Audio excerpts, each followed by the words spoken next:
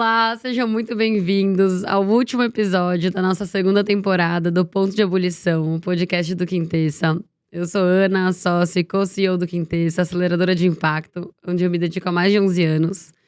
E o episódio de hoje é uma continuação do nosso episódio anterior. Então a gente já começou a falar sobre o Impulsionar, que é um programa sistêmico que a gente realizou dentro do setor de educação, olhando para como reduzir e prevenir defasagem de aprendizagens, especialmente nessa primeira edição em português e matemática, do 6º ao 9º ano, no Fundamental. A gente começou o nosso papo com o Lucas e com a Érica, na visão de Fundação Lehman e da secretária de Educação de Domingos Mourão. E hoje a gente vai continuar a nossa conversa, trazendo novas óticas. Então eu tenho aqui dois ótimos convidados. Eu vou começar apresentando o Eduardo Azevedo. Ele é especialista em inovação no BID, que é o Banco Interamericano de Desenvolvimento. E o Bernardo Café, cofundador e CEO da Jovens Gênios, startup que utiliza inteligência artificial e gamificação em plataformas digitais de aprendizagem em diversas escolas públicas e privadas. Bem-vindos. Muito obrigado. Muito obrigado, minha querida. Muito feliz. Coisa boa. Hoje é a parte boa, onde a gente vem falar se deu certo ou não deu, como que deu certo. Então, falar agora do que a gente viveu, né, juntos. E aí, bom, para começar, eu queria que vocês contassem um pouco da sua atuação no BID, Edu, e você, Bernardo, na Jovens Gênios. E podem aproveitar também para se apresentar também, como não só organizações, mas como pessoas também. Perfeito. Vou começar então. Olá a todos e a todas. Eu sou Eduardo Azevedo, especialista de inovação hoje no Banco Interamericano de Desenvolvimento. Vou dar um passo atrás. Eu sou engenheiro químico de formação, mas no começo, no meu estágio, eu já percebi que não era isso que eu queria fazer. Então, no laboratório ali, mexendo com ebulição, eu vi que não era isso que ia gerar o impacto que eu queria gerar para a sociedade. Então, num programa da Fundação Estudar, refleti bastante e vi que eu queria, de fato, mudar a sociedade. E tive a sorte, passei na primeira seleção do programa de trainee do Vetor Brasil, que é uma ONG que conecta jovens com cargo no setor público. Fui direcionado para o governo de São Paulo, lá trabalhei com inovação e parcerias. E aí, liderei o primeiro PitchGov São Paulo, que foi um programa de inovação aberta, que foi um dos pioneiros aqui no Brasil, onde mais de 20 startups passaram com a gente, setor de educação, saúde, educação, vários setores. E a gente errou muito, mas a gente aprendeu muito. Eu acho que isso foi muito importante. Isso gerou aprendizados para todo o ecossistema, a gente vai entrar em detalhes mais para frente. Mas de lá eu fui para a Sabesp, trabalhei com inovação aberta também num setor específico, saneamento. E foi super legal colocar em prática um pouco dos meus conhecimentos da faculdade. E há 4 anos estou no BID, então lá como especialista de inovação, trabalho muitos temas de inovação aberta aqui no Brasil, na América Latina e outros países, muito conectando startups com governos para que a gente possa melhorar vidas na nossa região. Para quem não conhece também, o BID é um banco multilateral de desenvolvimento que trabalha nos 26 países da América Latina e Caribe, melhorando vidas a partir dos projetos de desenvolvimento. Acho que vai ser uma ótima conversa e aí a gente vai explorando mais durante a conversa. Muito obrigado. Coisa boa, gente. Muito feliz de estar aqui. Antes de mais nada, obrigado a todos do Quintessa. Vim aqui aprender com o Edu. Todas as vezes que a gente teve interações foram sempre virtuais, então, e com a Ana também. Muito feliz de estar aqui. Tenho uma baita admiração pelo Quintessa. O programa Impulsionar vai ser fácil de falar sobre coisas ao qual eu admiro. Então, vai ser muito fantástico. Gente, antes de mais nada, eu sou o Bernard. Minha ligação com a educação nasceu de berço. Tenho uma mãe professora do município do estado do Rio de Janeiro. O lugar onde eu vim, eu sou de Mesquita, na Baixada Fluminense, no Rio de Janeiro. O lugar onde eu vim, infelizmente, eu não tenho muito acesso à educação de qualidade. E a primeira vez que eu senti que eu podia fazer essa diferença foi quando eu entrei dentro de uma sala de aula. Tinha 16 anos na época, num programa chamado Mais Educação. Fazia técnica em Química, na Cefet Química. Foi uma paixão à primeira vista. Fiquei 10 anos dentro da sala de aula, durante muito tempo, em vários cursinhos pré-vestibulares do Rio de Janeiro. Pré-técnico, enfim, várias coisas muito legais. Dali, durante muito tempo, me enganei como Edu, não sabia dessa nossa particularidade. Fui fazer engenharia química na FRJ. E lá no Fundão, eu tive a oportunidade de ir para o Ciência Sem Fronteiras. Pude morar quase 2 anos na Alemanha, onde eu visitei mais de 20 países, conhecendo sobre inovação, metodologias ativas, novas formas de desenvolver aprendizagem efetiva. E nesse caminho, nesse ciclo de autoconhecimento, vi que eu queria empreender em educação, que era de fato aquilo que fazia muito sentido para mim. Quando eu retornei, tive o grande privilégio de conhecer meu sócio, que é o cara inteligente dessa brincadeira, o Fernandinho. nessa nossa complementariedade de habilidades e união de propósito. A gente fundou a Jovem Gênios. A gente resolve uma dor que é muito grande no Brasil, mas não só no Brasil, como todos os países subdesenvolvidos, que é a defasagem de aprendizagem. No Brasil é bem crítico, né? Então, depois da pandemia, a gente está... São 6 anos de atraso no processo de aprendizado. Quase 90% dos alunos saem do ensino básico sem saber o mínimo esperado em matemática. 70% deles sequer dominam a própria língua. O Brasil é o pior país da América do Sul na educação pública, segundo o PISA. Então, é mega relevante e a gente escolheu inteligência artificial, adaptative learning, junto com a gamificação, para poder transformar esse processo. A entrada na educação pública tem muito de propósito, tem muito de encontro com aquilo ao qual a gente fundou a Jovem Gênios, e também tem muito de oportunidade. Afinal, a educação pública, a quantidade de alunos dentro do mercado de educação básica brasileiro corresponde a 82% do mercado. Então, se você quer de fato impactar e ser uma edtech no Brasil, você precisa ser e atuar no governo, né? Ser uma GovTech. É isso, gente. Tô mega empolgado aqui pro nosso bate-papo. Mega honrado. Obrigado mais uma vez. Muito bom. Muito bem acompanhada. O Edu até mencionou o PitGov. De fato, ele é um dos marcos, assim... Fantástico. Do setor e pro papo que a gente vai ter Sim. hoje, né? Bom, acho que você vai gostar de ouvir o episódio anterior, porque a Erika contou bastante da experiência com a Jovem Gênios na ótica de secretária. Com o Lucas, a gente explorou bastante a parte do porquê do programa, os elementos e por que uma abordagem sistêmica. A ideia hoje é a gente falar um pouco mais dessa relação de startup, inovação e governo. Porque, como você também já falou, né, Bernardo? Quando a gente olha para impacto em educação e outras esferas, trabalhar com o setor público é chave para ter um impacto consistente, né? Mas a gente sabe que essa relação não é trivial. Então, vamos tentar simplificar, né? E incentivar um pouco a partir da experiência que a gente teve juntos. E aí, Edu, eu queria começar com você, pedindo para você trazer um pouco mais de contexto. Porque dentro do Impulsionar, uma das grandes questões ali, quando a gente concebeu o programa, era falar, bom, a gente vai ter que acolher, né, esse grande desafio.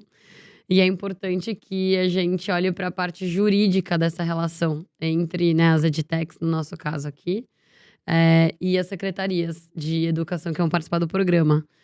Então, eu queria que você contasse um pouco nesse contexto de, normalmente, como que se dá essa relação entre empreendedores e governo, prós e contras, como isso afeta a continuidade da relação e por que isso foi importante dentro do contexto do programa, se a gente olhar para esse desafio.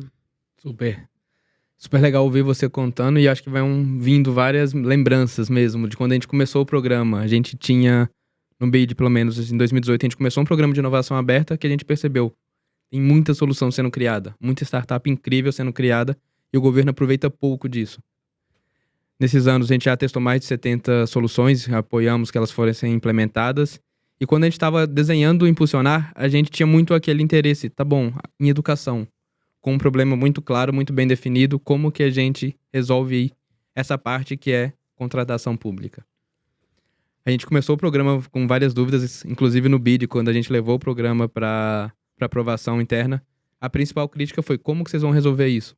Como que vocês vão conseguir resolver a escala das soluções? A gente tinha mais perguntas, erros, aprendizados, mas a gente não tinha resposta ainda. Eu acho que com o programa a gente foi criando essas respostas, e essa visão holística, eu acho que é um dos principais pontos. Porque quando você trabalha com o gestor pelo lado da demanda, você capacita um gestor, você trabalha com ele características para que ele entenda de fato qual é o problema que ele tem, como ele vai resolver aquele problema, e como você abre oportunidades para a participação das startups nesses problemas, eu acho que a gente ganha muito. E aí a gente foi trabalhando muito essa visão de capacitar os gestores, e do outro lado a gente precisava também trazer o ecossistema. Então, como que a gente trazia o ecossistema para essa discussão?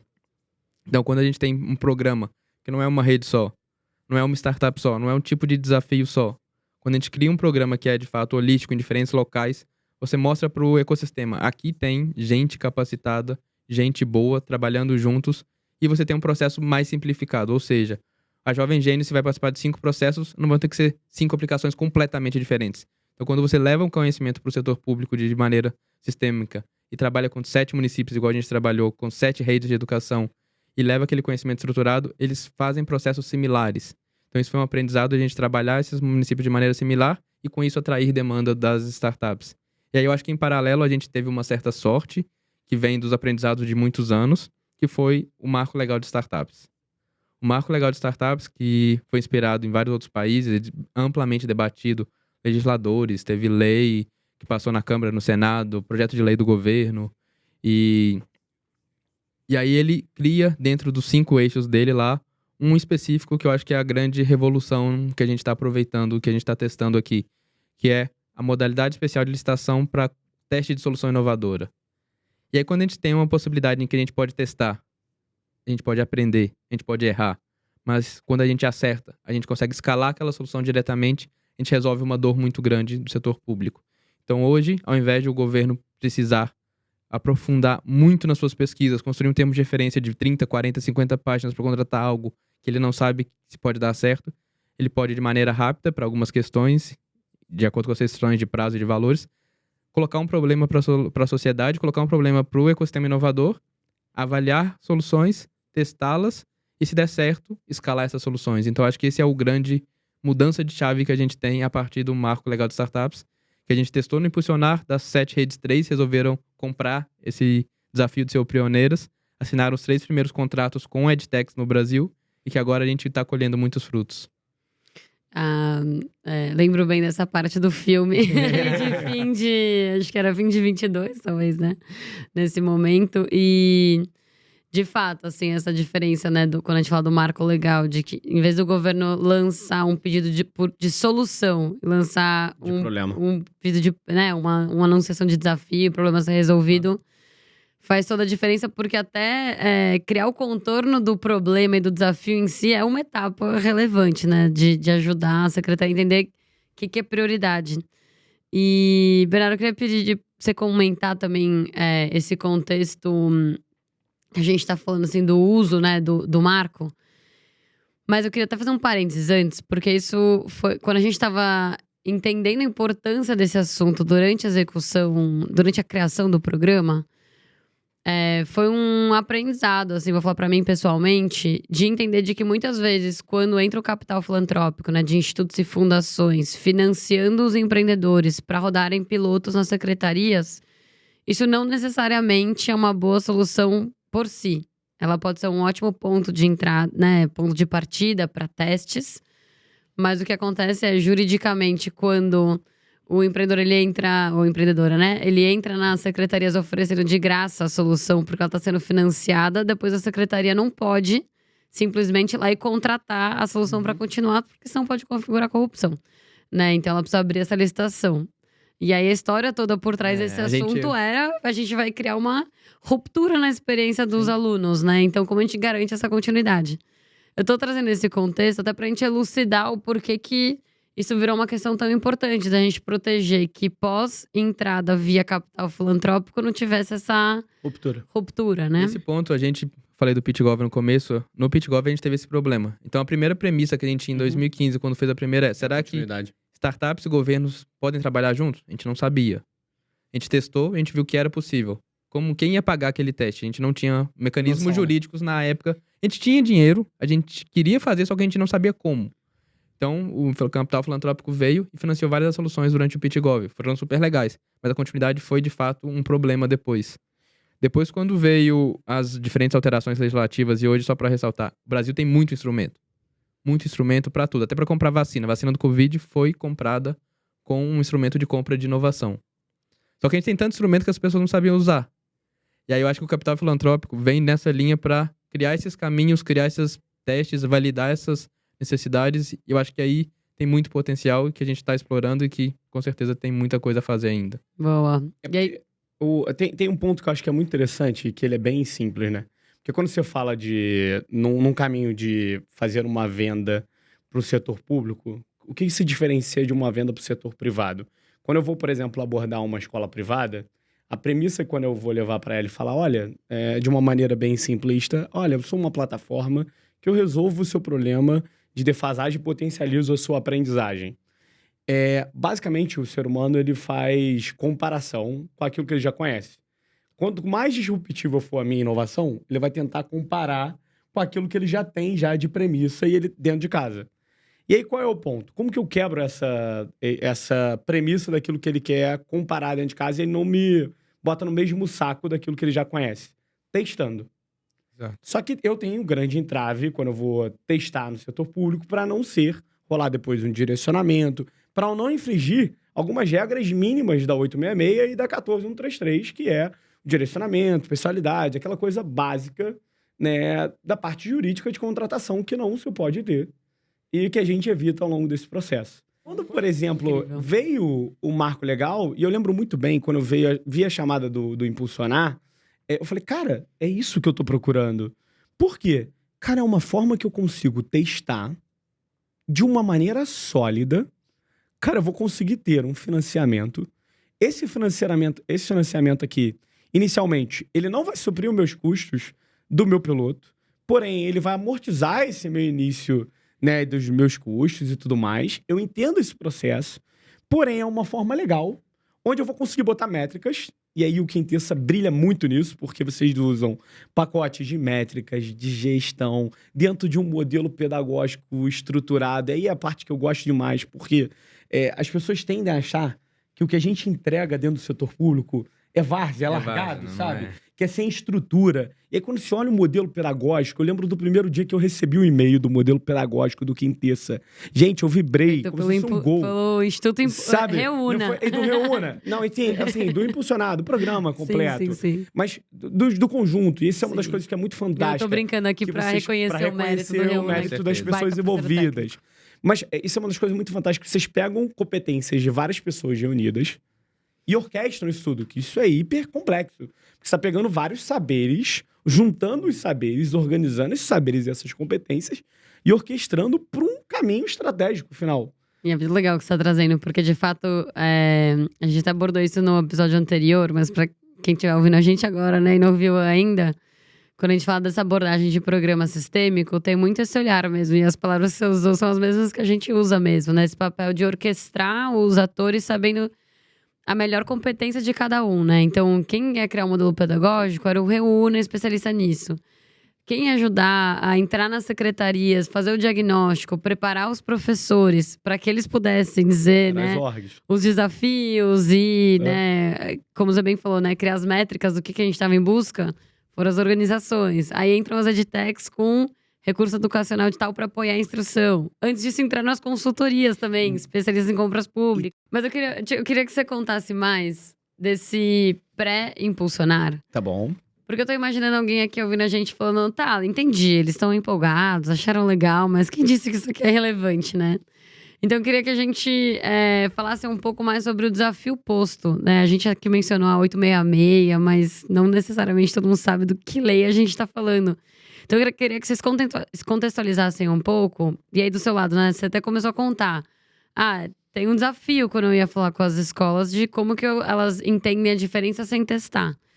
Mas contar um pouco mais de que forma vocês estavam se relacionando com essas outras secretarias, Tá. implicações disso, e também Edu contar, assim, desse contexto de lei mesmo, assim, acho que pra gente tá na mesma página aqui entre todo mundo de por que é relevante o que a gente tá falando, sabe?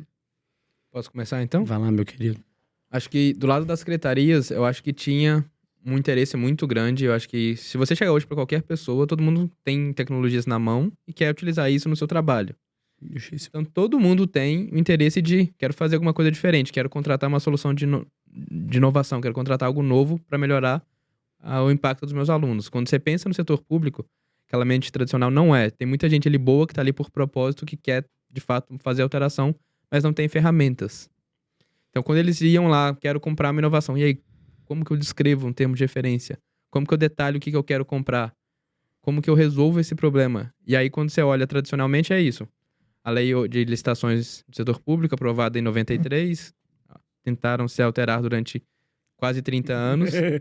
E só foi alterada agora, mas vai entrar em vigor no final do ano. Então, tem ali as regras, mas eram regras muito burocráticas que visavam basicamente comprar caneta. Comprar caneta é fácil, todo mundo sabe comprar caneta. Todo mundo já comprou caneta. Mas como que eu vou comprar uma coisa nova? E aí travava. E aí isso tomava tempo, esforço. E aí as inúmeras demandas que um servidor público recebe, ele era atropelado pelas demandas tradicionais e tinham poucas oportunidades para fazer o novo e para fazer inovações. E quando tentava, o risco é grande, então também tinha diversos olhos olhando, por que você está tentando diferente? Como eu explico medo- pro Tribunal de Contas medo do depois, Tribunal de que isso Contas, tava Ministério Público, uma justo. série de coisas. Então tinham vários receios ali. Então a gente, nesses aprendizados, a gente basicamente sistematizou 2 pontos. Faltam instrumentos jurídicos estruturados. Os instrumentos estão aí, mas o conhecimento sobre eles não estavam estruturados.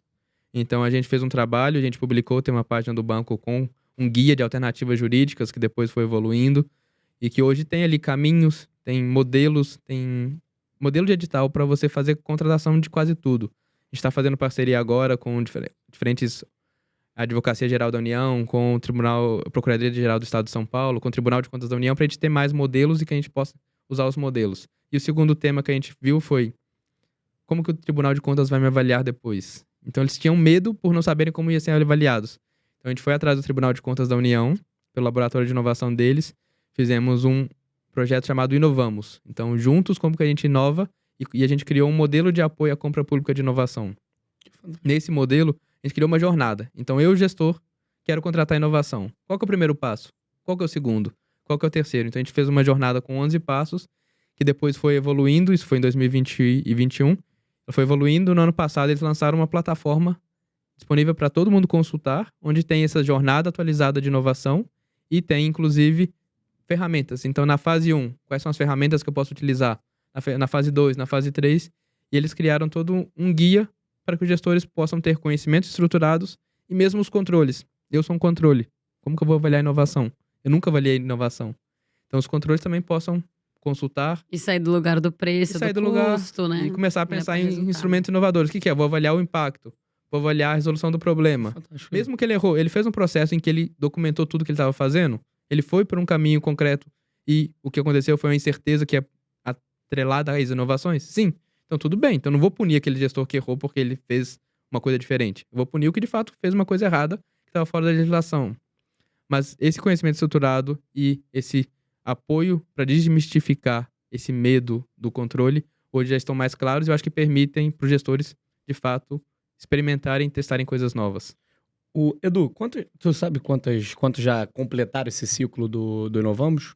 Ele começou, foi publicado em 2022, o guia. A gente tem hoje mapeadas várias, eu acho que cerca de 30, 40 governos que já fizeram. Tem várias referências, diferentes desde o norte ao sul. Cara. Então, tem vários municípios, inclusive, estão fazendo eventos. Tem um seminário que agora o Tribunal de Contas está fazendo eventos sobre compra pública de inovação.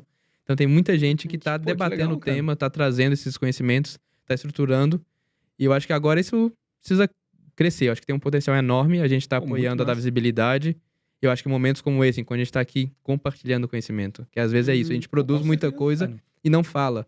E quando a gente compartilha esse conhecimento e a gente fala para chegar em mais gente, a gente tem um potencial enorme. E o Brasil hoje é referência. Então, a gente fez no ano passado um foro de compras públicas para inovação ibero-americano. Vieram gente de 25 países para cá, toda a América Latina. E a gente compartilhou essas experiências. Então, a gente está criando uma comunidade, criando mecanismos. O próximo vai ser em Valência nesse ano. A gente quer levar vários casos do Brasil para falar e impulsionar. Foi um dos casos de destaque no ano passado. Então, a gente está super feliz de compartilhar com vários países da região e mesmo fora esses avanços que a gente está criando aqui. Então, e querendo ou não, a gente tá celebrando, né? Tiveram 3 usos do marco, mas foram 3 de 7, né? Então é isso, é uma jornada mesmo dentro do programa. Tiveram 4 que não deu tempo, né? Ou não tiveram as condições para aderir. Decidiram outros caminhos e tá tudo bem. outros Eles vão gerar outros aprendizados. Mas utilizaram as soluções, né? Exato. Mas esse, acho que é o seu ciclo da inovação, né? A inovação parte do pressuposto do dar errado e por algum motivo deu errado, a gente entendeu porque deu errado. E só porque tem que gente que deu errado que a gente consegue comparar. Exatamente, comparar o que deu errado para tornar o gerar programa... aprendizados. Exatamente, mais robusto ainda. Perfeito. Eu quero saber aí do lado das startups. Cara, porque a premissa, assim, ela é muito simples, a fundamentação da EdTech, né? Basicamente 3 coisas que motivaram a gente. A primeira dela é o impacto que eu já trouxe para vocês, a segunda quando a gente olha o mercado, 82% dele é público. E a terceira é que, quando a gente olha o modelo de negócios B2B, né? Olha as escolas privadas, quando eu falo B2B, ele é um pouco cruel quando você olha o retorno que você fez de produto em relação à penetração no mercado, né? Para você poder comparar métricas como custo de aquisição do cliente, o seu retorno sobre o investimento, porque a receita de uma edtech, ela é sempre degrau, né? Então, você só sabe o próximo ciclo de ano. Então, tudo que você investiu nesse ano, você sabe o próximo, porque o seu ciclo de vendas ele é anual. E a gente sempre tentou quebrar isso de algumas maneiras, trazendo novos modelos de negócio. E aí, no ano de 2020, eu e meu sócio, a gente tomou a decisão de que a gente iria fazer um teste de algum novo modelo de negócio. E a gente entendeu que o BitGov era o que estava mais próximo nessa medida, a partir dessa leitura. E aí a gente tem uma premissa de que para a gente poder fazer qualquer coisa, a gente precisa aprender. E aí a Jovem Gênios tinha aberto um programa do Brasil Lab, que era o Força Tarefa Covid-19. A gente se inscreveu, fomos selecionados. Fomos, inclusive, a startup de destaque. Na época, o MEC reconheceu a gente como a melhor ferramenta de diminuição da defasagem de aprendizagem do Brasil. Foi mega legal. Na época, a gente também foi destaque, foi top 3 lá do BET, daquele ano. E é ali que a gente aprendeu muito sobre a estrutura de vendas.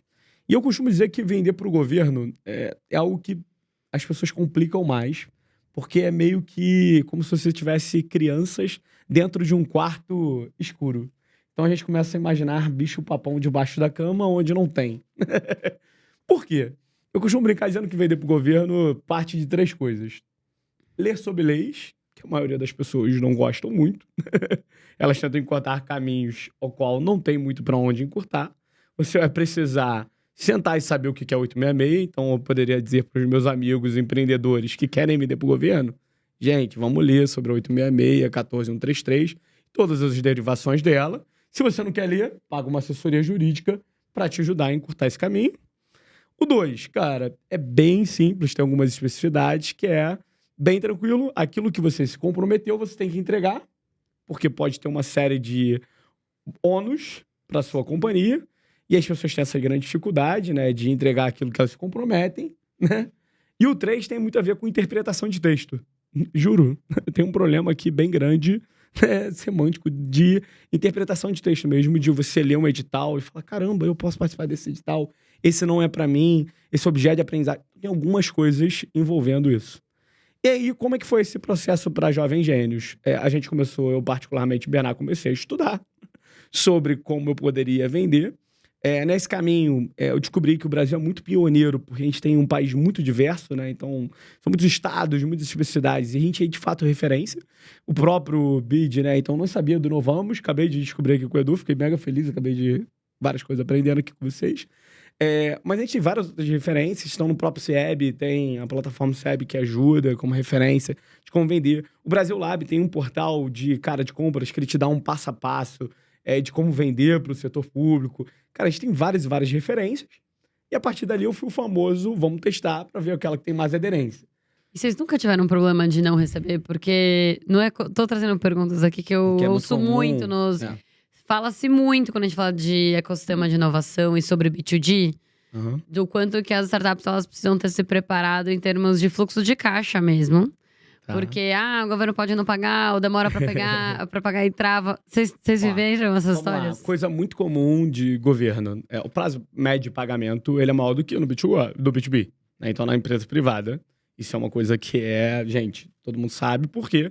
Na empresa privada fez chuva, fez sol, dias 10, as empresas privadas, escolas, grande rede de ensino que a gente oferece, vão me pagar. No setor público, não. Olha, eu presto o serviço, 30 dias depois, eu tenho que emitir um relatório, pelo menos é como a Jovem Gênios faz. Porque, veja, lembra lá do que eu falei para vocês, do compre, faz em interpretação de texto? Tem lá no interpretação de texto da lei, eu tenho que emitir um relatório, porque tem 3 fiscais do contrato, ele tem que assinar para emitir o orçamento. Então tem que ser bem Caxias, bem pragmáticozão. E a gente emite burocracia. Então tem uma parte muito burocrática do governo, porque você pode auditar qualquer contrato da Jovem Gênios, de ponta a ponta, com toda a tranquilidade do mundo. Eu abro qualquer contrato da Jovem Gênios, que vai ter um pataco de relatórios e mais relatórios. Não tem uma reunião que o meu time não faça, que não vira uma ata, não vira uma evidência. Porque é assim que operacionaliza no governo. Sim. Então é assim que o meu time foi treinado. Com transparência até, né? Exatamente, transparência. São recursos públicos. Recursos públicos, entendeu? É o recurso de todo mundo que tá aqui. Todo mundo tá organizando um podcast ouvindo, é o recurso de vocês que a gente tá aqui trabalhando, é educação pública. Então, nesse caminho, você, uma vez dando entrada naquele processo, esse processo demora um trâmite em torno de... E aí, vamos lá, varia, né? As mais organizadas pagam em torno de Uma vez do dia 1 que você tramitou aquele serviço, varia em torno de... Uma vez, vamos dar nota, né? Uma vez emitida a nota, dando entrada no processo do orçamento para você poder receber, 35 dias a 90 dias. E aí, na lei, 90 dias você pode começar a considerar como inadimplente aquele governo para você. Normalmente, os governos hoje têm uma lei, que o Fernando Henrique ajudou muita gente, que ele perde direito à verba, né, cara, e aí o CPF, né, do secretário envolvido, do próprio prefeito, ele fica punido de não poder se reeleger, ele tem que regularizar no ano fiscal. Então, em suma, gente, basicamente o máximo que um governo pode deixar de te pagar é fora do ano fiscal daquele ano. Pode ter atraso? Pode. Mas acho que é legal aqui também, da gente falar o mundo real. E aí eu queria usar isso de gancho pra voltar pro Edu, porque se a gente for contar os 30 dias, finge que a gente emite a nota fiscal logo no dia seguinte desse relatório, né? A gente sabe que não é bem assim, mas a gente tá falando que pode chegar a 4 meses. E aí o Edu tinha mencionado já antes a história da importância do capital filantrópico. Você até trouxe, né, ali no contexto de um capital talvez mais paciente, aderente a teste. Mas acho que aqui o contexto que a gente tá falando também da lógica, às vezes, como sei lá, garantia ou ajudar nesse fluxo de caixa. Então, queria te voltar nesse comentário que você tinha feito, que acho que é legal da gente explorar também desse lugar. Né? A gente vem falando da composição dos atores e da importância das competências. E acho que é importante também a gente falar aqui sobre a composição também do capital filantrópico para ajudar nessa relação entre startups e governo, né? Acho que o capital filantrópico tem vários papéis. Eu acho que é muito legal ver como que foi evoluindo também. Tava ouvindo mais cedo até a Célia Cruz falando no primeiro dessa segunda, que ela contou das diferentes possibilidades, diferentes momentos da jornada empreendedora e como que esse capital tem sido utilizado. Eu acho que aqui no nosso foco do dia, que é de como o governo e as startups se conectam, eu acho que tem muito isso do capital filantrópico ajudar a criar casos com governos e ajudar a criar esses casos em que você consegue trazer mais startups. O Bernard falou, eu me programei para ter um pouco de capital filantrópico naquele período de teste. Tem startups que não conseguem, sozinhas. Então, o capital filantrópico vem para criar esse colchão, criar essa possibilidade que conecta muito, traz mais empreendedores, trazendo mais empreendedores, se aumenta a diversidade. Aumentando a diversidade, se aumenta a competição e aumenta os produtos que podem ser oferecidos para o governo. Então, não dá para acreditar que qualquer empresa, se não tiver um apoio ali, um colchão, e eu acho que o capital filantrópico consegue cumprir esse papel, vai participar de licitações. Então, acho que esse é um primeiro ponto.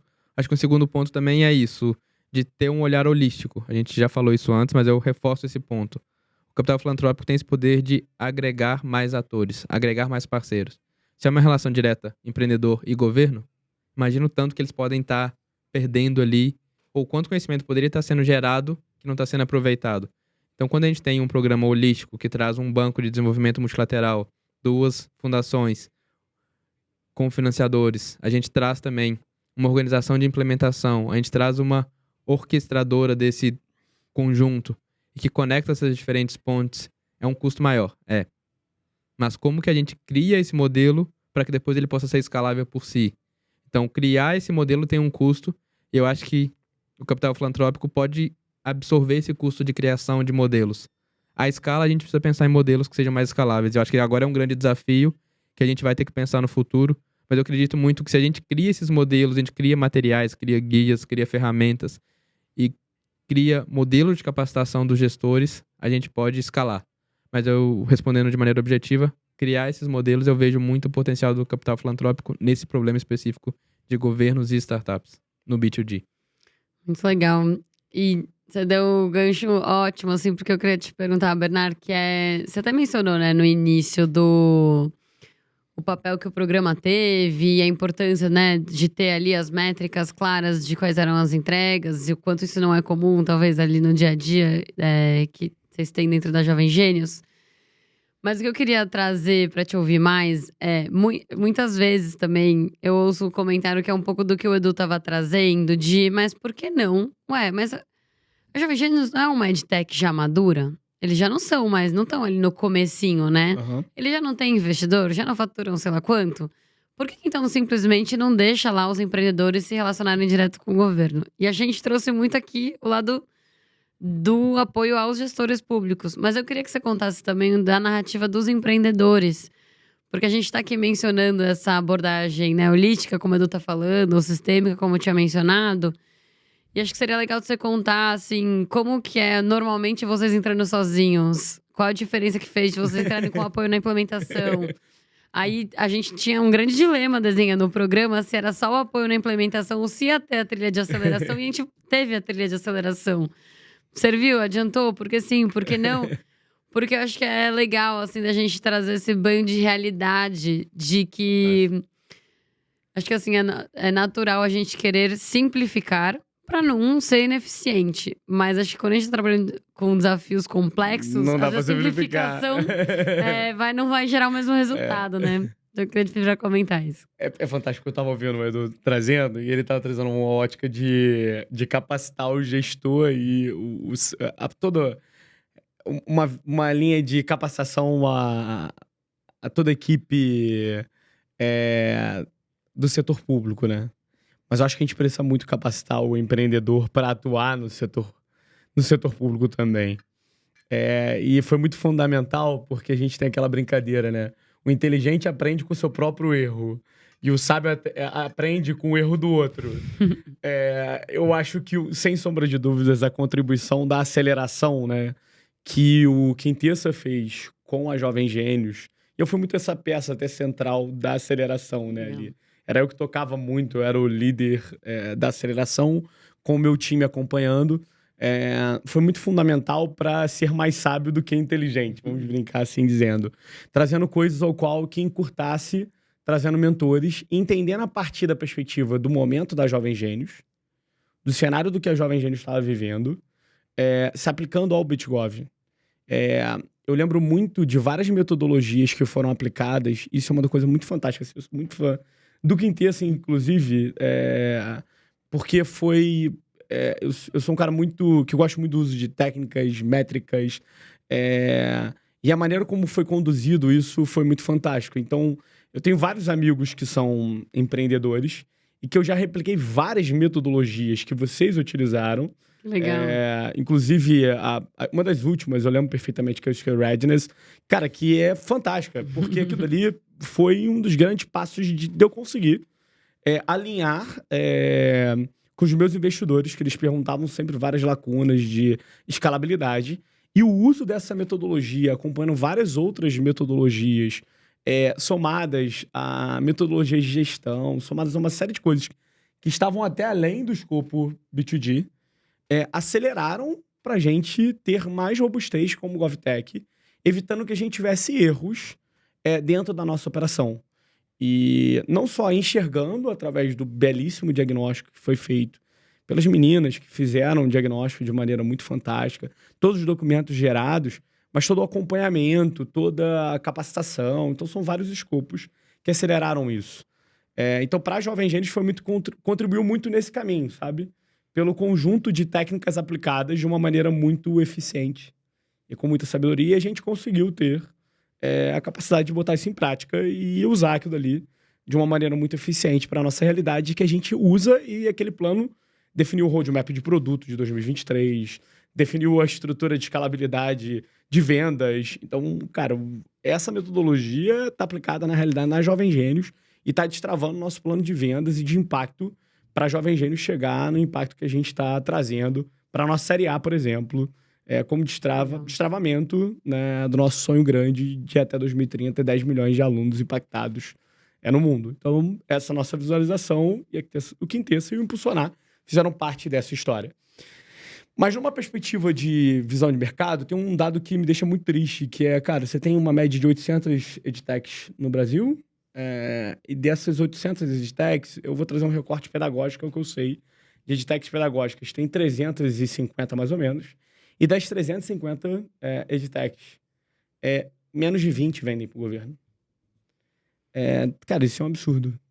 Visto que 82% do mercado é Gov. E puro ignorância, preconceito. E aí vem dentro de um caminho de... Se a gente não basta conectar, né? Mas conectar quem? Porque antes disso tem um caminho anterior de capacitação desse empreendedor, que ele simplesmente não sabe. ele tá no escuro. Ele tem coisas que tá num pré-conceito sobre o que é fazer isso. Ele não sabe nem que é possível isso. Uhum. Ele tá numa leitura anterior, desde o investidor dele, que o mercado, os investidores... Tem linhas de investidores que se bloqueiam. Tem vários investidores que vetam o modelo de negócio. Exatamente, o modelo B2G. Ainda mais aqui no Brasil, com o escândalo de corrupção. E fala, não quero nem olhar pra isso por esse receio. E aí E assim, a minha leitura, por exemplo, com os meus investidores cara, então você não tem que investir numa edtech de educação básica. Porque aí você não sabe fazer número. Você nunca vai ter o retorno, e aí é matemática. É uma leitura que não faz muito sentido o múltiplo que ele quer, e eu consigo matematicamente comprovar para qualquer investidor que investe na educação básica de uma maneira muito simples, fazer essa continha de múltiplo do que ele investiu de capital, que ele não consegue se ele tiver só uma empresa que só é B2B. Em X anos ele não tem o múltiplo que ele quer valendo capital de risco. Então, assim, não faz sentido. Então, se tiver investidores aqui ouvindo, não faça isso, meu filho. Vai investir, então, em fintech, vai investir em outra coisa na sua vida. Se você quero investir por impacto, cara, é B2G, é a GovTech. Tem como fazer um movimento sério. A Jovem Gênios faz de uma forma séria, de uma maneira totalmente responsável. O Impulsionar é uma das formas disso daqui. Tem uma série de coisas que a gente constrói. Jovem Gênios, inclusive, demos o pontapé do programa de integridade e compliance junto com vocês. Aí a gente contratou uma assessoria que traz... Então, assim, tem várias coisas hiper legais que dá para poder fazer, ganhando robustez nessa trajetória. Muito bom. E acho que é ótimo o complemento que você fez, porque... Primeiro, eu fico muito feliz de ouvir a história, né? A gente faz aqui no podcast, a gente faz um roteiro de perguntas, mas eu não tenho ideia do que vocês vão contar. Então, eu fico ouvindo e falando, uau, que delícia. Eu sou ruim de seguir roteiro. Muito bom, muito bom. Não, mas eu acho ótimo, porque eu faço as perguntas curiosas para ouvir as respostas, né? Então, muito bom de saber da trajetória. E acho que é legal o complemento que você fez no fim, porque... talvez nem todo mundo que trabalha com isso tem dimensão da complexidade, do desafio de quantos param na porta do assunto. Claro. A gente mesmo concebendo o programa, você tem esse conflito quase como que de interesse, digamos. Por quê? Dado que a gente ia trazer inovação para o governo, o que a gente queria era soluções já testadas, impacto comprovado, eficácia comprovada, experiência em governo. Aí você vai fazendo a lista dos seus pré-requisitos.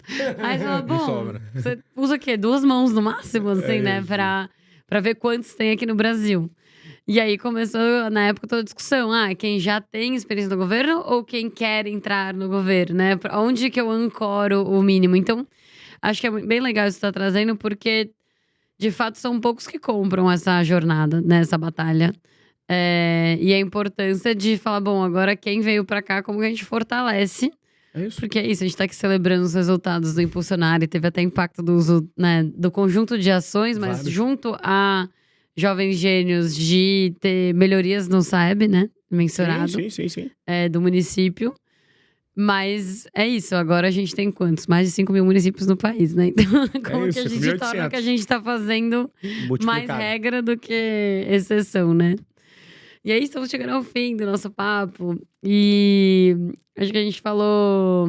Foi ótimo a gente ter mergulhado bastante, assim, né? Nos desafios, cenários, caminhos possíveis, né? E até achei ótimo, porque o Edu deu uma parte didática para os gestores e trouxe uma parte didática dos empreendedores, né? Do como se prepararem.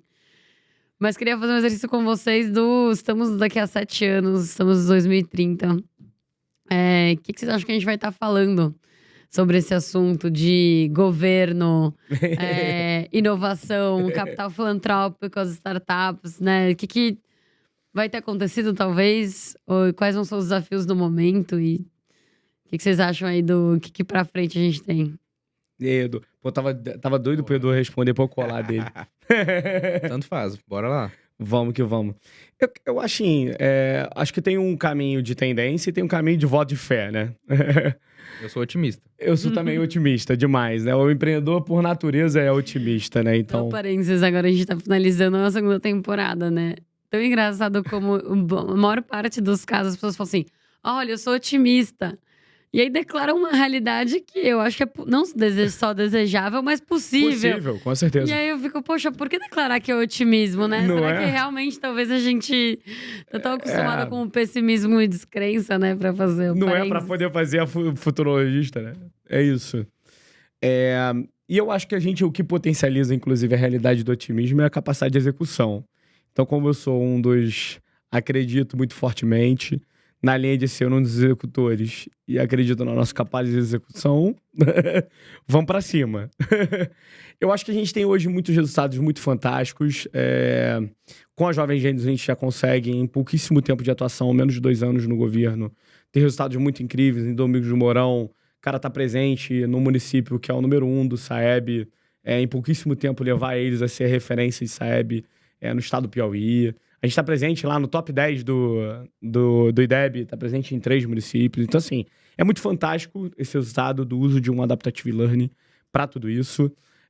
Porém, para poder trazer impacto para esses 5.800 municípios, para esses quase 35 milhões de alunos, a gente precisa de uma variedade maior de soluções, precisa de mais jovens gênios, precisa de multiplicar e escalar isso, como que a gente chega em maior número. Então, eu acredito muito fortemente que a gente vai ter cada vez mais incentivos para poder multiplicar não só no setor público, como também fomento à inovação para entrar dentro do B2Gov. A partir dessa leitura, o que eu acredito muito fortemente é que a gente tem alguns agentes que são muito responsáveis nisso. Então, uma das coisas que eu sempre me coloco à disposição é para ser, de fato, um give back nisso. Acho que eu tenho muitas pessoas que me ajudaram nessa trajetória. Então, sempre que possível, para empreendedores que estão iniciando nessa jornada, tem espaço para todo mundo dentro desse mercado, dentro dessa trajetória. Então, acredito muito que a Jovem Gênios, conforme ela mais aumenta o impacto dela e penetra em novos municípios, mais conhecimento a gente ganha usando modelos diferentes, mas a gente consegue ensinar para outros, ajudar outros a multiplicar dentro de uma veia, né, e dentro de uma linha para os empreendedores, para poder motivacionar. E, cara, eu acredito muito que a gente tem linhas de excelentes organizações. Então, de referências como, por exemplo, o que o Edu trouxe aqui, né, de premiações que já tiveram, não só com o próprio BID, mas tem N instituições, N artigos, N iniciativas hiper fantásticas que estão fazendo muita energia, estão botando não só capital filantrópico, mas uma série de coisas onde essa onda, essa tsunami vai gerar resultado. E o resultado é conectar de maneira muito eficiente inovação dentro do setor público. E eu acredito muito no poder da inovação, principalmente usando técnicas, principalmente usando um conjunto de coisas, como impulsionar de forma estruturada aqui, a gente vai conseguir trazer mais eficiência para o setor público, maior número de impacto e, com certeza, transformar o Brasil. Acho que é isso. Boa. Acho que ele começou tão bem que eu quero ver Jovem Gênios indo para outros países daqui a pouco, hein? É o caminho. A gente está nessa trajetória. A gente, pelo BID, também te apoia programa de internacionalização, então... Fantástico, cara. Tu não sabia, Vamos viu? nos próximos, Coisa hein? boa, Já vieram fazer negócio bom aqui no bom, podcast. bom demais, né? Bom demais. Coisa boa. Acho que, falando em 2030, tem algumas coisas que me chamam muita atenção. Acho que a gente tá contando um caso e a gente tá comemorando ele. Eu espero que em 2030 a gente não consiga nem contar mais os casos. Sejam tão diversos em tantos setores. Então a gente tá falando de educação, mas a gente quer ter isso em saúde, em saneamento, que é um problema massa que a gente tem. Muito. Em transporte, mudanças climáticas. Então acho que a gente tem demandas muito grandes e eu espero que em 2030 essas tecnologias todas que estão sendo desenvolvidas, IA, Machine Learning, tudo isso, IoT, que tudo isso seja muito bem utilizado pelo governo para resolver os problemas mais complexos. A gente falou, não dá para simplificar. Cada vez mais os problemas estão mais complexos. Mudança climática. Mudança climática atinge a gente aqui em São Paulo, atinge Norte, atinge a Europa, fogo no Havaí. Então tem cada vez mais problemas complexos que não vão ser resolvidos localmente. Se não vão ser resolvidos localmente, a gente precisa ter soluções complexas, resolvendo problemas complexos de uma maneira muito grande. Eu acho que em 2030 a gente vai, eu espero, sendo otimista, que esses programas não sejam só de um governo, mas sejam de vários governos, de vários países, de maneira integrada. Então, que a gente tenha agendas integradas entre países, agendas integradas com empresas, com inovadores, e que de maneira holística a gente consiga resolver esses problemas em conjunto. E aí eu vejo muito o papel do banco como esse conector o capital filantrópico como esse acelerador, catalisador, como engenheiros. A gente usa muito isso na engenharia, mas eu acho que catalisador é uma boa palavra que a gente... mesmo, do capital catalítico. A gente tem usado Exato. muito isso nos nossos programas, né? Onde eu falo, olha, eu tô chamando o bolso filantrópico, mas não é ele per se, porque o poder de multiplicação, de catalisar que ele tem depois de chamar o capital comercial é gigantesco. Exato, que ele seja uma alavanca para que a gente consiga trazer mais investidores, mais recursos e com isso trazer mais soluções. E eu acho que tem um aspecto que eu espero muito que a gente já está avançando, que é a cultura também. Então, mudar a cultura nas organizações, tanto nos gestores, para que eles errem, aprendam com esses erros, que eles saibam ou que tomem cada vez mais riscos, mas riscos controlados, riscos a partir de decisões bem embasadas e que essas decisões gerem bons resultados. E do empreendedor, que ele veja o governo não como uma barreira, que antes, eu lembro, 10 anos atrás, o governo era só aquele que demorava 6 meses para gerar um CNPJ. Era aquele que ia te cobrar impostos de maneira que você tinha que ter 5 pessoas ali, uma equipe grande para impostos. Mas que ele veja o governo como um grande mercado potencial. Sim. Que ele veja o governo como, olha, se eu conseguir trabalhar com o governo, ter um produto, e aí empreendedores também precisam adaptar seus produtos para o governo. Sim. Não vai ser da mesma maneira que ele cria para o privado que ele vai criar seus modelos de receita para o governo. Precisa ser diferente.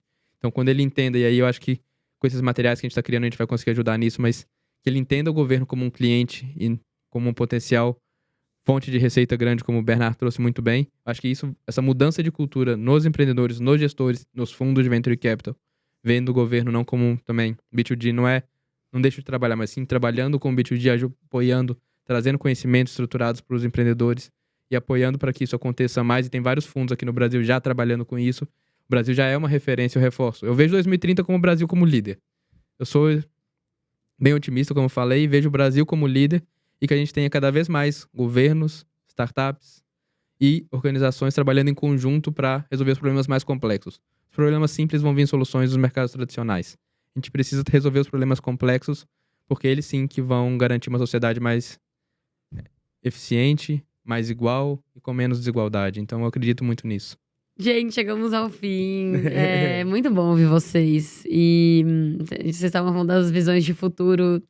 Me veio bem esse elemento, assim, de a gente tá aqui celebrando 40 que participaram da jornada. E acho que ainda é muita exceção, né?